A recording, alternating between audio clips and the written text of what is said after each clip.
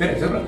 Selle nädala äriõiguse töögrupi nõuandes tahan juhtida juhatuse liikmete tähelepanu ühele kohustusele, mille peale muidu eriti ei mõelda, kuid mis on muutunud oluliseks tänu COVID-viirusele ja 24. mail vastu võetud seadusemuudatusele, millega majandusaasta aruande esitamise tähtaega pikendati kuni 31. oktoobrini.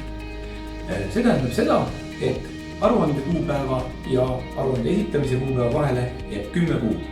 Ja kui raamatupidamise korraldamise kohustus on juhatusel, siis on juhatusel ka kohustus täita ära aruande lisa, kuhu tuleb kirja panna kõik olulised asjaolud, mis mõjutavad või võivad mõjutada ühingu finantsseisundit, kuid mida ei ole eelmine aasta aruandes veel kajastatud.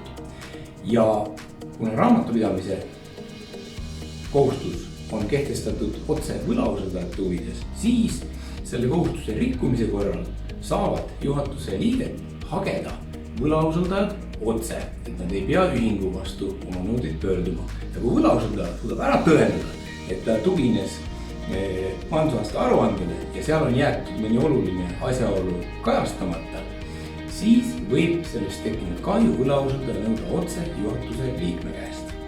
Kuulake meid jälle järgmisel nädalal.